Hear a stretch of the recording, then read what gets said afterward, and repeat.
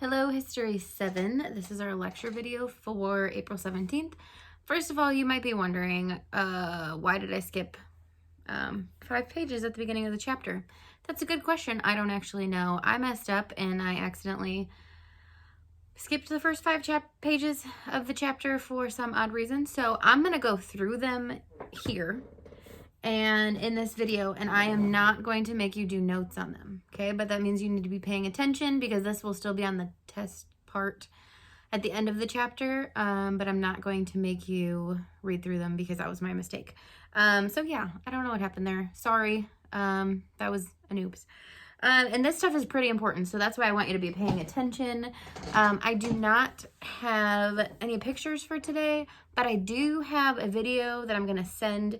It will be on the faith page right under this video, and it's a video on socialism, and I'm going to try, I haven't actually gotten it yet, but I'm going to look for one that's socialism versus communism, like what's the difference and that kind of stuff. It's really important for you to understand because it does kind of shape a lot of the rest of our book. So just a heads up, this video will probably be a little bit longer because I have to do those extra 5 pages. I'm very sorry. So here we go. This chapter is all about change. There's a lot of change happening in Europe, and that's what this chapter is about. It's focusing on the different categories of change, what happens, and how things change. So yeah, one of the things that was a big push during this time was that everyone should be equal. We don't want inequality. We need everyone to be on the same page, which is great. But at the same time, if everyone's equal, it just doesn't work. People throughout history have fought for equality.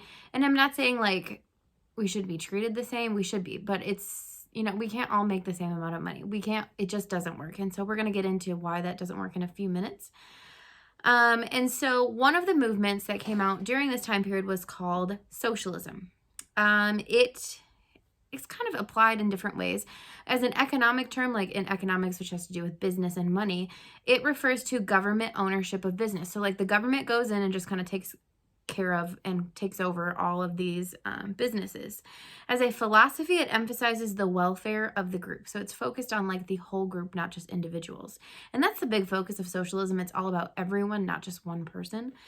Now, socialism is a reaction against capitalism. We talked about in the last chapter, capitalism is like that ability, like you can go and make money, start a company and make money. If it fails, too bad for you, you lost your money.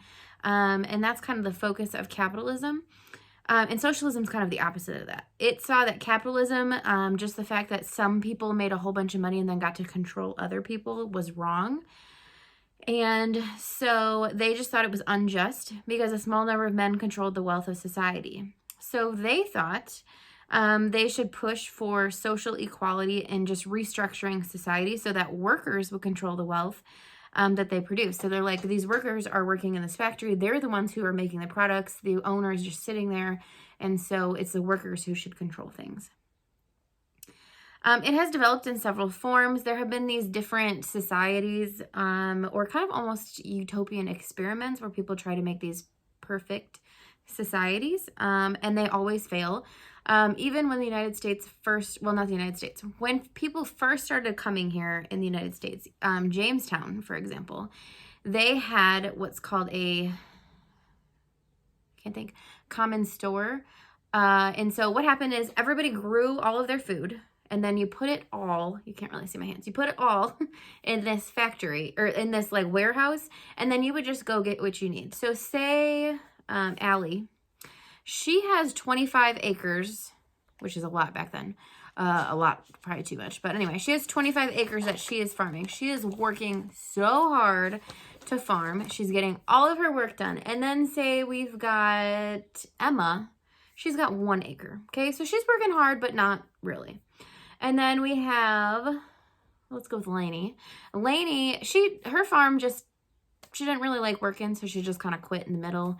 Because, there's going to be food anyway, because Allie is providing 25 acres and Emma's doing 1 acre. And so everybody at the end of the harvest would put all their food in here, and then you would just go get what you need, you would think.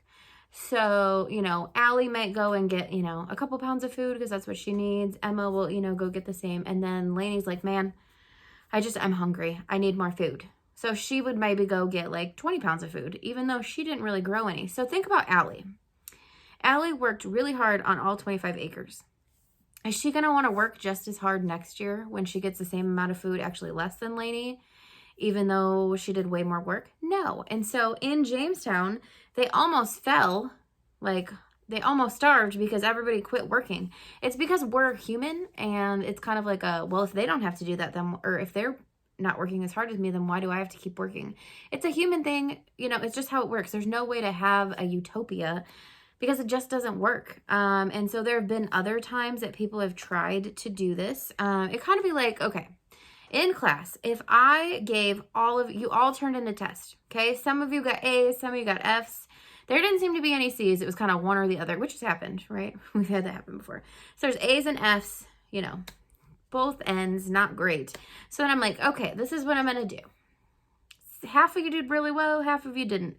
Let's just meet in the middle. Everybody gets a C.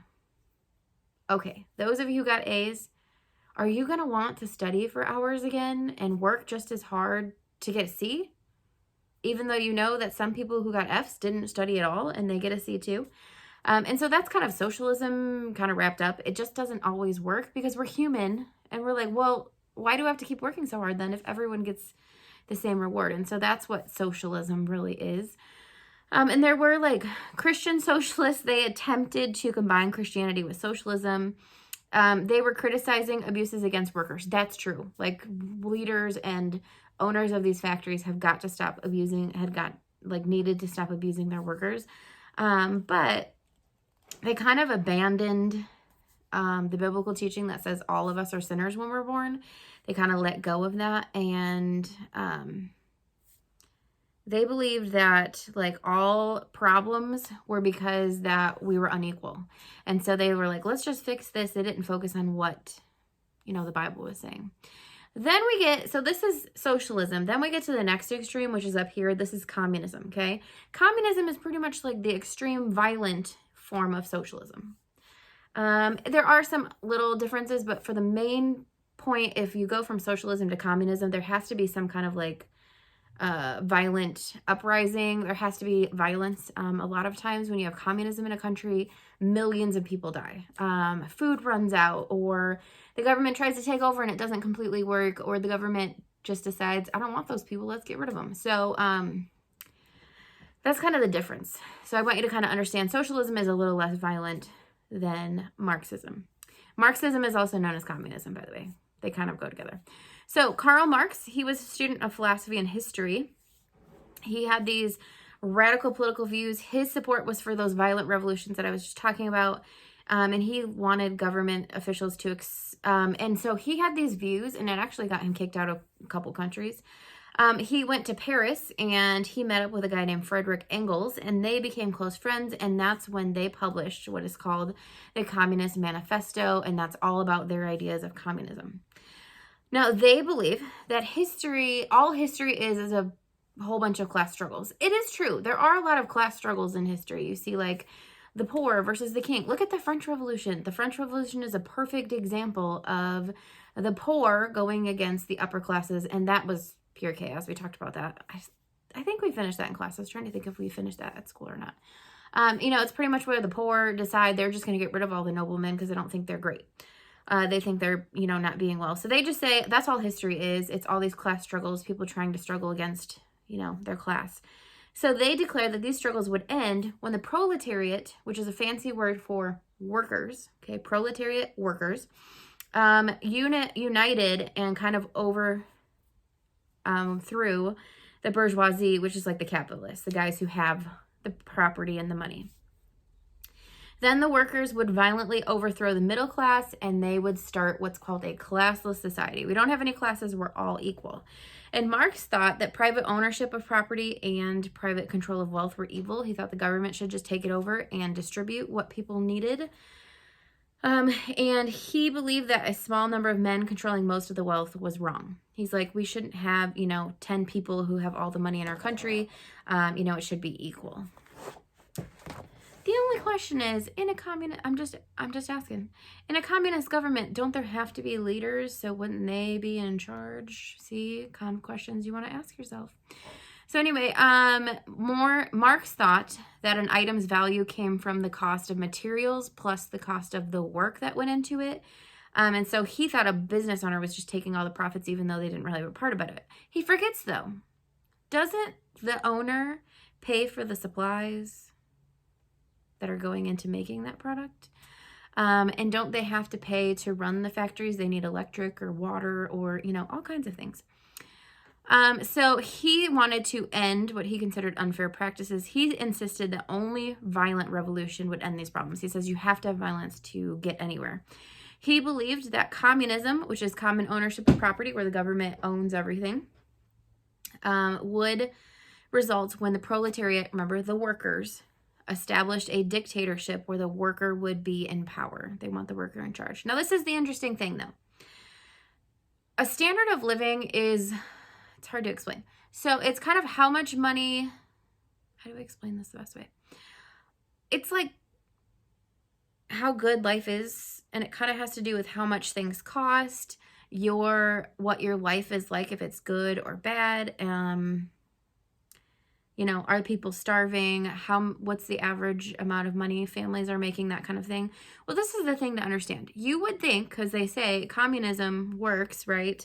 Well, the countries that have communism, the standard of living is really low. If you look at Russia, you look at China, their standard of living has to do with communism. And like China has actually been better recently, and it's because China has kind of let go of some of their limits and there's limited capitalism. So they do have some capitalism in their country, which is kind of interesting. If you look into like Soviet Russia, like the Soviet Union, they had to stand in long lines just to buy basic commodities like toilet paper and bread. I know right now it seems like we're in one of those situations because it's hard to find toilet paper and stuff.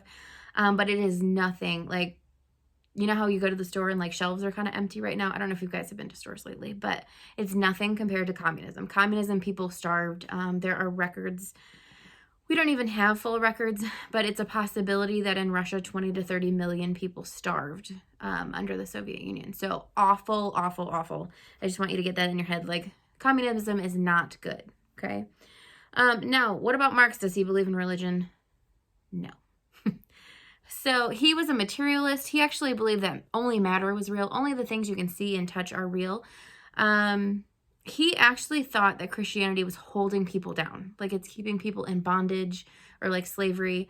And so he was all about getting rid of the Bible and having people focus on what he calls reality, which we know is not reality. So that's kind of socialism and communism. Those are important things for you to know.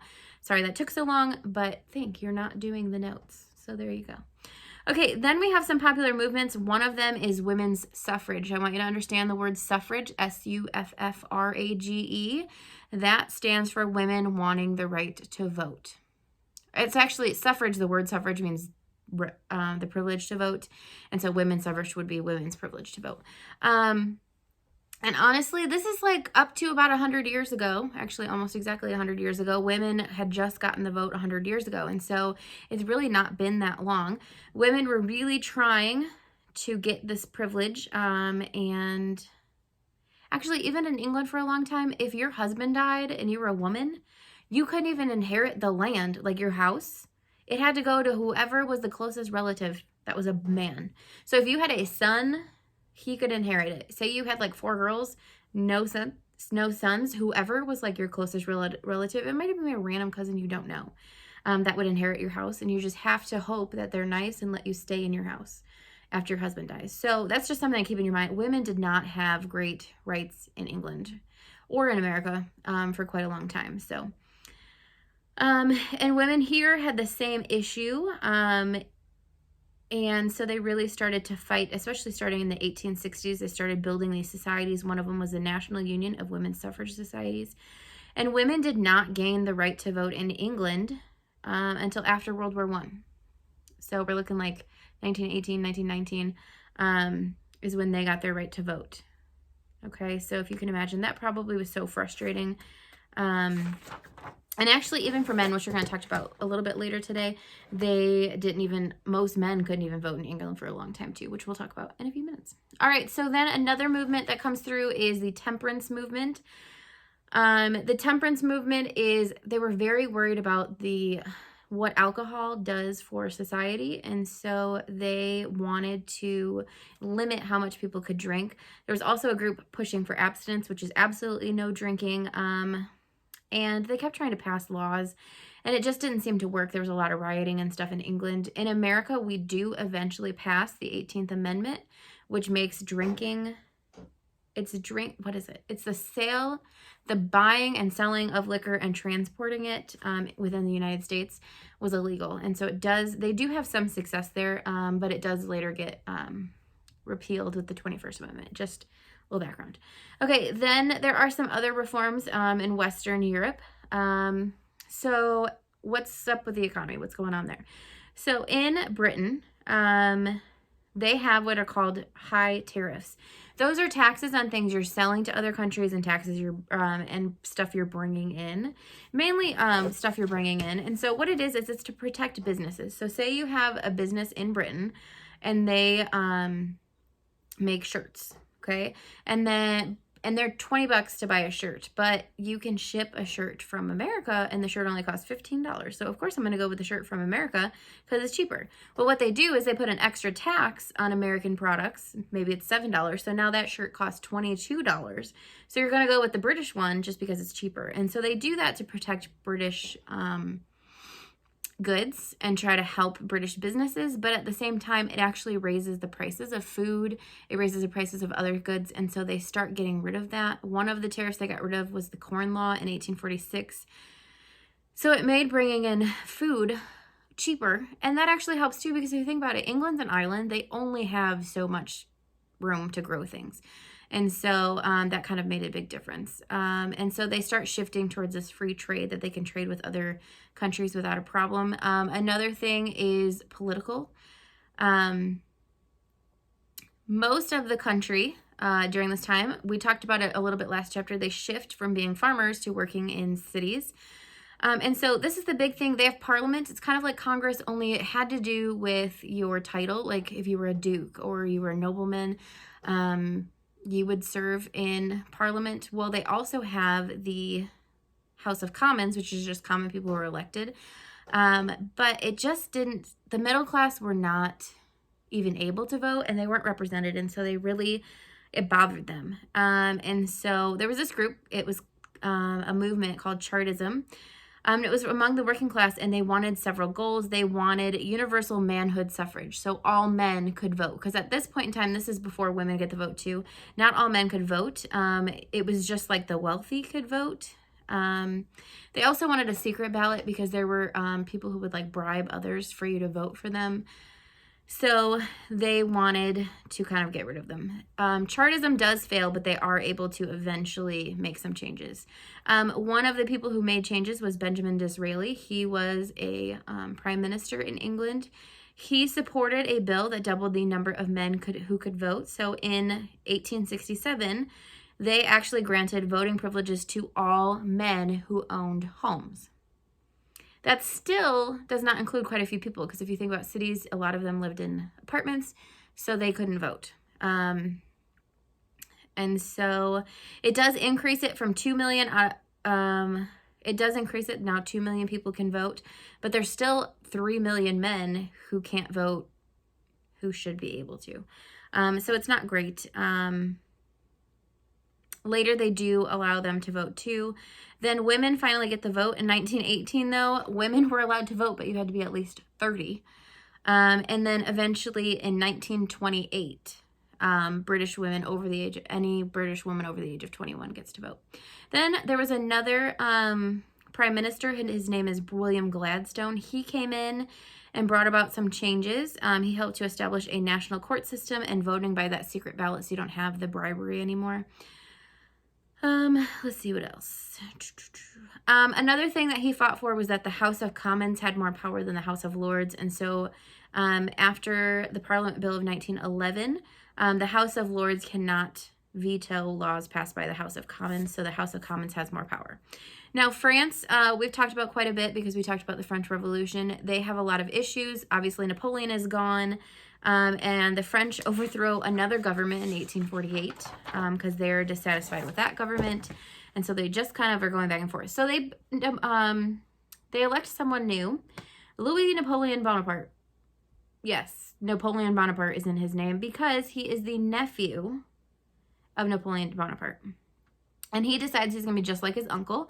So he declares himself president for life and then made himself the emperor. So they fight this revolution, and then they have Napoleon come in. Then they have a new government come in. They overthrow that government, and they put another Napoleon in. It's just like a back and forth. It's crazy. So during Louis Napoleon's reign, France experienced growth, though, which is good. They have industry develop. Many French families move from the country to the cities. We really have the Industrial Revolution in France during this time. He also allowed freedom of the press and labor unions to start. Suffrage, meaning voting rights, also went up. But there was a war with Germany, and that was awful for France. It was humiliating. And so Louis and Napoleon lost favor because they lost these battles. And so there was this newly formed Third Republic, and they capture him and they kick him out. And he actually lives the rest of his life in England because he can't go back. Now, another big issue coming up during this time, and it makes a huge difference in the early 1900s into the 1930s and 40s, is anti-Semitism, which is hostility or like hatred towards Jews. And this is just like, it's a little thing, but it's starting to build, and it's going to build into what it becomes later with the Holocaust. In Germany, you can just kind of see some examples. Richard Wagner provided a glimpse into Germans' anti-Semitism in 1850. He wrote an essay attacking Jewish composers, including Felix Mendelssohn. He opposed the Jewish influence on culture. He just didn't think the Jewish people should be involved. Even like a court chaplain, Kaiser Wilhelm I, he formed the Christian Social Party, which was to resist Jewish influence in Germany. Then in France, there were issues. There was this thing called the Dreyfus Affair. And there was a guy named Alfred. That's where Alfred came from. Alfred Dreyfus. And he was Jewish, and he was a captain in the French army. And he was accused of passing military secrets to the Germans. And so even though he was innocent, they convicted him. They sentenced him to life in a prison. It's supposed to be like a horrible, like one of the worst prisons. It's where a lot of violent criminals were. I have a note in my book about it. And they eventually find the actual real spy, and he is found guilty. They found the real spy not guilty, but they have a hard time releasing Dreyfus for some reason, which is just totally unfair. They do eventually release him from prison, but it just kind of is showing the hatred they have towards Jews. Then in Russia, many Jews migrated to Russia over the centuries, and that had been encouraged. The Tsar there had treated them really well because he loved how good they were at business and different things, but there were a lot of people who were starting to view them with jealousy and suspicion, like, why are they so good at business? And so Russians often blamed the Jews for, like, if an assassination happened or a crime, they would say, oh, it's the Jews' fault. And so Russian authorities and citizens started, and this is so sad, would murder Jews without regard for age or gender. And sometimes they would just go in and like wipe out all the Jews in one town. It was called a pogrom, which, by the way, your code word, I almost forgot. Your code word for today is pogrom. Okay, pogrom, P-O-G-R-O-M. And this is like a sweeping, targeted, repeated attack on Jews, and that's used in Russia. It's not good. Yeah, it's just really sad. So this is what I've decided. Those pages were long, and there's a lot for me to explain. So what I am going to do is I am going to, on Monday, give you a video over the next group of pages, because that's actually shorter than what I just went over today. So this video is all new information. I'm very sorry that I messed up and didn't give you the right information the other day, but that's okay because we'll get caught up and it's not a big deal. So make sure you watch the next video that's going to come under this one about socialism, and I'm going to try to find one that has communism in it. So yeah, make sure you watch that, and then I will see you guys on Monday with another video on the next stuff, which has to do with literature and art. More fun than today's. So I hope you guys have a great weekend and enjoy the video. Don't forget to send me the code word.